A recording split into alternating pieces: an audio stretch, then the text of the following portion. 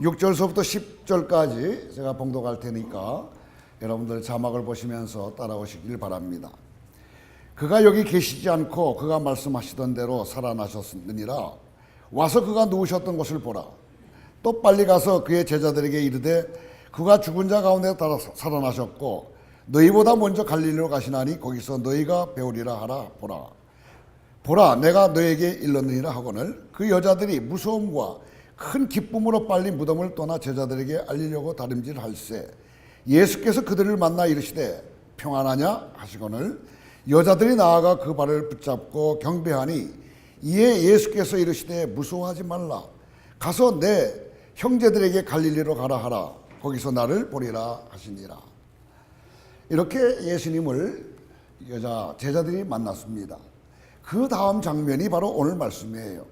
그러니까 마지막으로 예수님을 만나고 부활의 소식을 들었던 또 한 부류의 사람들이 등장하는데 11절서부터 13절까지를 같이 봉독하도록 하겠습니다.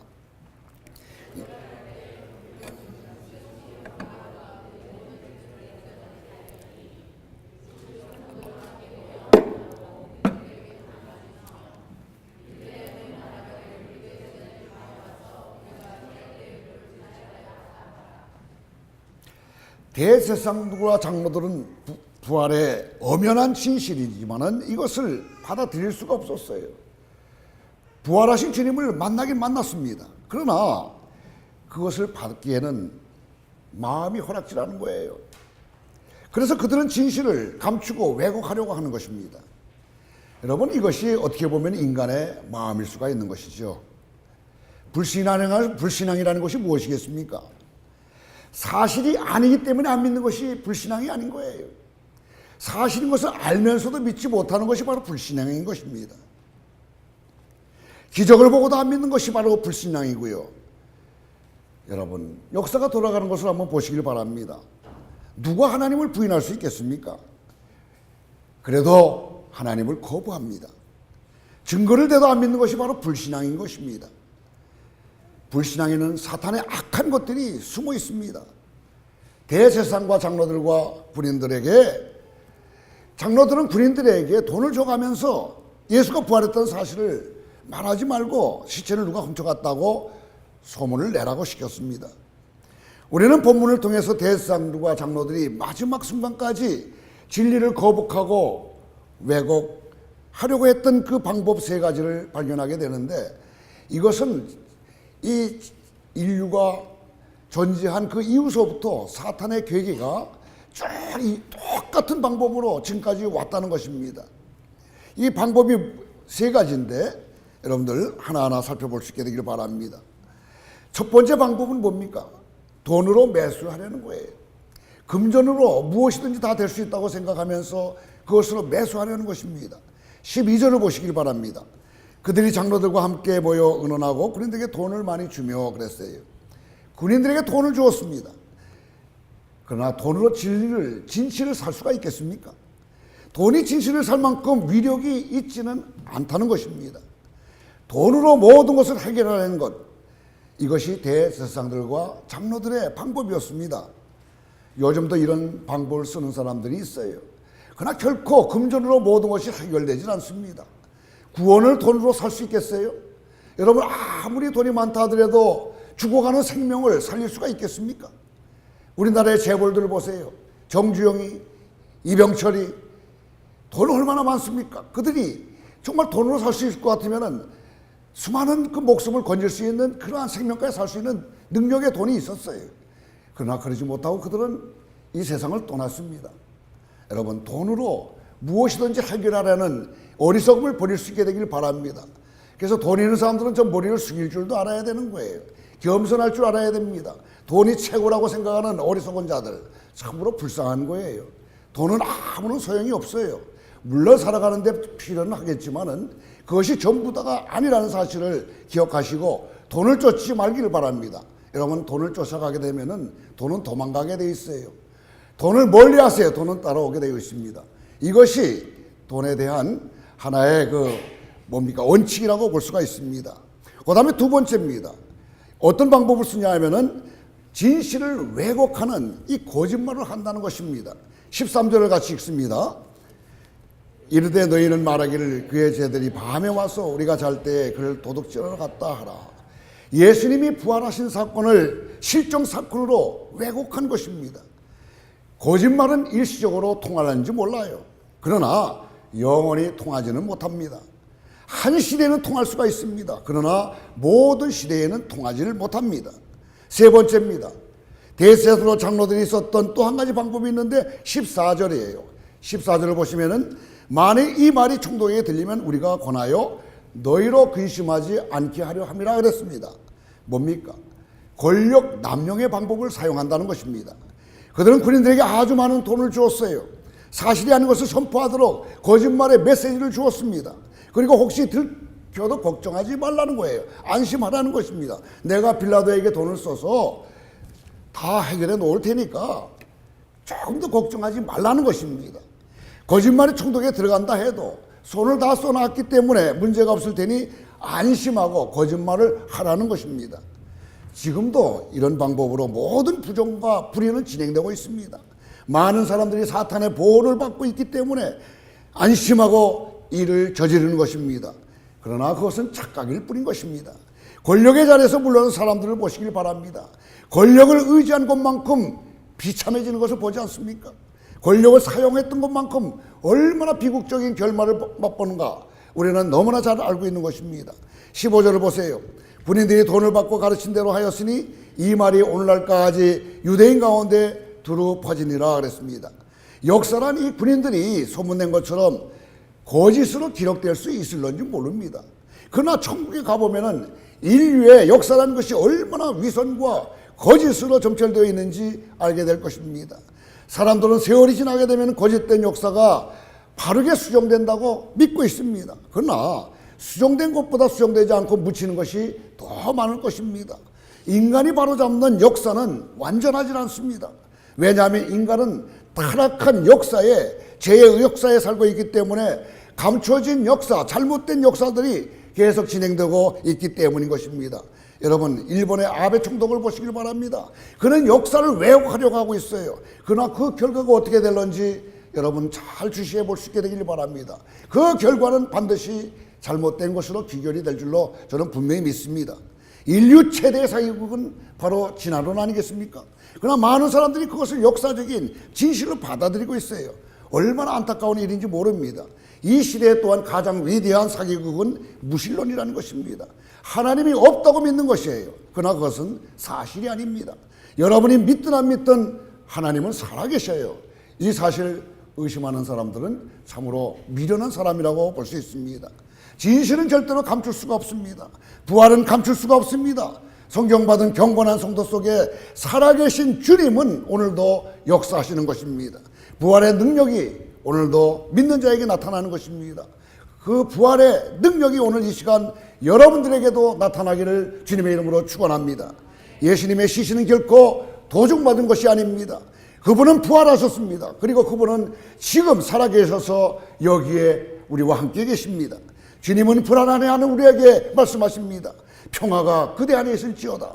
놀라지 말고 두려워하지 말고 가서 전하라. 온 천하에 다니면서 만민에게 이 부활의 소식을 전하라. 예수님의 제자들이 지금 갈릴리 한 산에 모여 있습니다. 16절 말씀을 같이 읽습니다.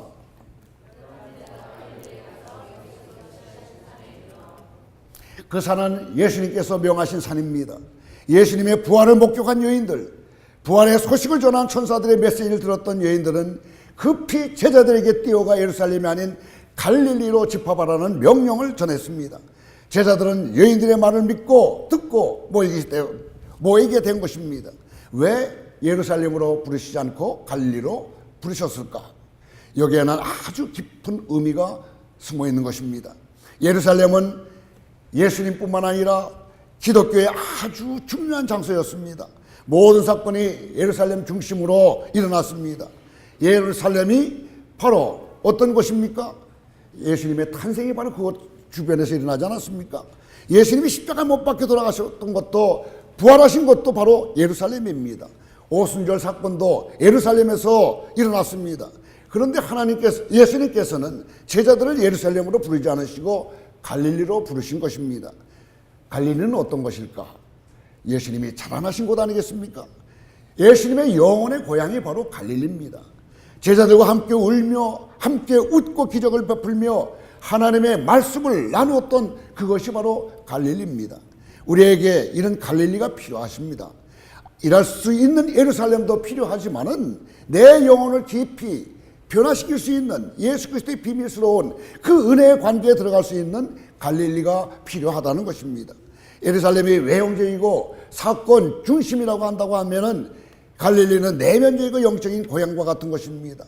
예수님께서는 사건 중심인 예루살렘으로 제자를 부르시지 않으시고 영적인 변화의 산실인 갈릴리를 택하셔서 제자들에게 제2의 탄생이 있게 하시고 제2의 사명을 맡기시는 것입니다. 예수님은 부활하셨습니다. 이제는 예전의 모습으로 안 된다는 것입니다. 예수님은 제자들에게 부활의 증인이 되도록 다시 제2의 선택, 제2의 부름을 요구하시는 것입니다. 우리 모두는 구원의 부름을 받았습니다. 그러나 그렇다고 해서 모든 사람이 다 사명의 부름을 받은 것은 아닙니다. 부활하신 예수님은 이제 사명을 주시기 위해서 갈릴리에서 제자들에게 다시 만나시는 것입니다. 오늘 우리에게도 바로 이 갈릴리에서의 예수님과의 만남이 필요합니다. 주님은 오늘 우리를 새롭게 만나시기를 원하십니다. 우리의 병을 고쳐주시고 죄를 용서해 주시고 상처를 치유해 주시기를 원하십니다. 다시 갈릴리에서 만나자. 부활하신 우리 주님께서는 그 권능과 영광을 가지시고 우리를 새롭게 부르고 계십니다. 갈릴리에서 제자들은 예수님을 만났습니다. 부활하신 주님을 만난 것입니다. 이때 제자들의 마음이 어떠했을까요? 이것이 바로 신앙입니다. 그런데 제자들에게 두 가지 반응이 나타났다고 그랬어요. 17절을 보시면은 예수를 배웠고 경배하나 아직도 의심하는 사람이 있더라 그랬습니다. 첫 번째 반응은 경배고 두 번째 반응은 의심이라는 것입니다. 거부하는 사람들은 진리를 보면서도 거부합니다. 기적과 부활을 목격하면서도 믿지 않으려는 사람입니다. 여러분, 이것이 바로 불신앙입니다. 그런 믿음을 갖지 않게 되기를 간절히 바랍니다. 그런데 더 놀라운 사실은 예수님이 이런 사람들을 제자로 삼으셨다는 것입니다. 그런 사람들에게 예수님이 지상 명령을 주셨다는 것입니다. 예수님은 성령을 해방하는 자만 아니라면은 주님 앞으로 나아가는 방해하는 자가 아니라고 한다 할 것 같으면은 어떤 허물과 실수와 부족함이 있어도 용서하시고 새롭게 그들을 쓰신다는 사실을 우리는 여기서 발견하게 됩니다. 이 사람들이 언제 변화를 받았습니까?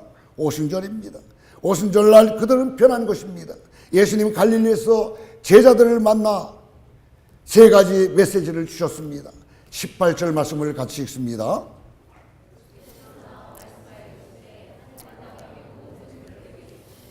첫 번째 메시지가 무엇입니까? 예수님이 자신이 하늘과 땅의 모든 권세를 가지신 분이시라는 사실을 선포하신 거예요.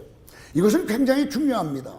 예수님 지금까지 땅의 권세를 지배하고 계셨어요. 그러나 이제 부활하셔서 땅의 권세뿐만이 아니라 하늘의 권세까지도 모두 가지셨다고 선언하고 있는 것입니다. 예수님의 두 번째 메시지는 뭡니까? 19절에서 20절입니다. 같이 한 목소리 읽습니다.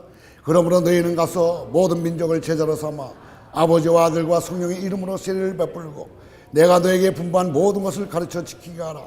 볼지어다 내가 세상 끝날까지 너희와 항상 함께 있으라 하시니라. 하늘과 땅의 권세를 가지신 분이 주신 이 명령 안에 기독교의 모든 명령이 다 들어있습니다. 이 명령 하나를 우리의 일생에 성취한다고 한다면 우리는 하나님의 뜻을 다 이루는 것입니다. 그만큼 중요한 명령이에요. 이 명령의 의미는 두 가지입니다. 하나는 대특명이라는 것이고 또 하나는 그것이 성경 전체의 요약이라는 것입니다. 세 번째 메시지는 이 명령을 의심하는 사람에게 주었다는 것입니다. 불완전한 사람에게 주었다는 것입니다. 어떻게 이 명령을 의심하는 제자들에게 맡기고 하늘로 승천하셨을까? 마치 재산을 다 맡기고 어디로 가버리는 사람하고 똑같습니다. 다른 사람이 재산을 다 없애버리면 어떻게 할까요? 예수님이 얼마나 믿음이 좋으신가는 이 세계 복음화를 11명에게 넘기시고 떠나셨다는 것에 알 수 있습니다. 이것은 기적입니다. 주님께서는 이 명령을 오늘 우리들에게도 맡기고 계십니다. 그런데 이렇게 명령하신 주님께서 놀라운 말씀을 덧붙여 주십니다. 그것은 내가 감당할 수 없는 명령이라는 거예요. 네가 인간적으로 도저히 이행할 수 없는 명령이라는 것입니다. 그렇지만 걱정하지 말라는 거예요. 세상 끝날까지 내가 너와 항상 함께 하신다고 말씀하시고 있는 것입니다. 얼마나 놀라운 메시지입니까? 주님은 우리로 하여금 세계를 변화시키기를 원하십니다. 주님은 우리로 하여금 이 나라를 변화시키기를 원하십니다. 주위를 한번 살펴보시길 바랍니다. 지구를 바라보시길 바랍니다. 얼마나 불안하고 두려움이 많습니까? 지구 도처에서 전쟁에 총소리가 계속 들려오고 학살, 고문, 기근, 지진, 쓰나미, 경제 불황, 도덕적, 문화적 타락, 폭력, 마약, 성범죄, 부정부패, 환경오염, 핵문제, 에이드 등 수많은 위기 앞에 인류는 직면해 있지 않습니까? 우크라이나에서도 지금 전쟁이 나가지고 많은 사람들이 죽어가고 있습니다. 또 보세요. 이 세월호라는 또 선박이 침몰되면서 많은 사람들이 희생되고 있지 않습니까? 이게 얼마나 안타까운 일이겠어요. 이 모든 것이 무엇 때문이겠습니까? 죄 때문이 아니겠어요? 죄 속에 빠져있는 그들을 구할 책임이 누구에게 있겠습니까? 바로 예수를 믿는 우리 모두에게 있다는 것입니다. 주님은 이러한 세상을 향하여 명령하시는 것입니다. 가서 모든 족속으로 제사를 삼으라는 것입니다. 이 명령이 지금 우리가 감당해야 될 명령인 것입니다. 명령은 지켜도 그만, 지키지 않아도 그만인 것이 아닌 것입니다. 모두가 다 지켜야 되는 것입니다. 사랑하는 성도 여러분, 부활절 예배를 드리는 여러분들에게 다시 주님의 음성이 새롭게 들려오기를 간절히 소망합니다. 모든 족속으로 가서 제사 삼는 제자의 삶을 사시기를 주님의 이름으로 축원합니다. 기도하겠습니다. 하나님 아버지, 오늘 주님의 명령을 듣게 하시니 감사를 드립니다. 가서 모든 족속을 제자를 삼으라. 세상 끝날까지 내가 너희와 항상 함께 있으리라는 말씀을 받았습니다. 주님, 우리로 하여금 주님의 명령에 능력 있게 순종하게 도와주시옵소서. 예수님의 이름으로 기도드리옵나이다. 아멘.